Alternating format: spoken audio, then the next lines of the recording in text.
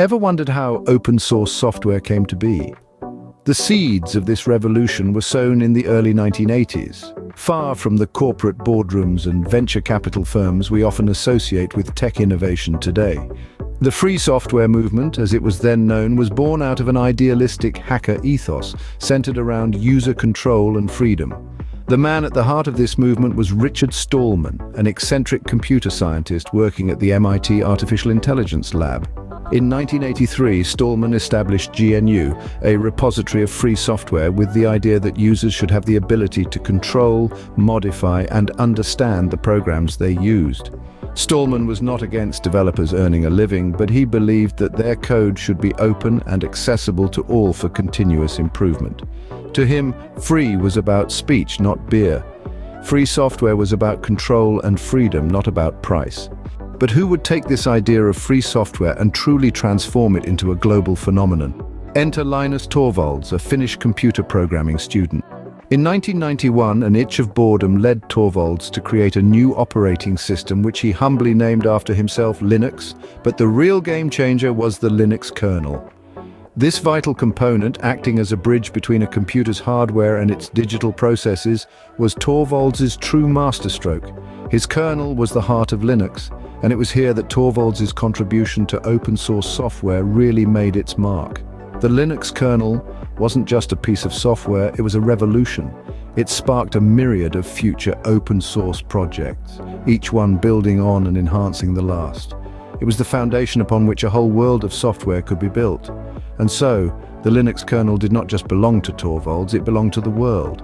The Linux kernel would become the heart of many future open-source projects.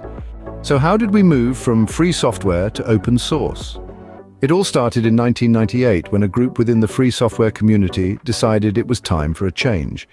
They wanted to take the software mainstream, to make it palatable to the corporate world. A summit was organized in Mountain View, California, where the idea of rebranding was discussed. The term open source was born out of this gathering, a marketing term designed to catch the attention of America's tech giants. It was a clear and business-friendly departure from the ideological connotations of free software. The aim was to make business leaders forget about Stallman's idealistic principles and embrace this more pragmatic term, and boy did they embrace it. During the dot-com bubble, Silicon Valley was booming and businesses were looking for innovative ways to increase profits. Open source seemed like a good idea. Open source was a term designed to appeal to the corporate world, and it did just that. So, what has been the impact of FOSS on the world today? Well, it's not an understatement to say that open source has become a dominant and transformative force in the software industry. It has democratized development, fueled innovation, and empowered users to have more control over their digital experiences. Yet amidst the corporate embracement of open source, Richard Stallman's philosophy of free software remains relevant. His vision of user control and freedom has become an integral part of the open source ethos, even in an age where the lines between commercial and community-driven software often blur. The impact of FOSS, whether you call it free software or open source, is undeniable. It has shifted paradigms, changed how we approach development, and influenced the very fabric of our digital society. From powering the internet's backbone to running devices in our pockets, FOSS is everywhere, shaping our world in profound ways. Whether it's free software or open source, the philosophy of user control and freedom continues to shape our digital world.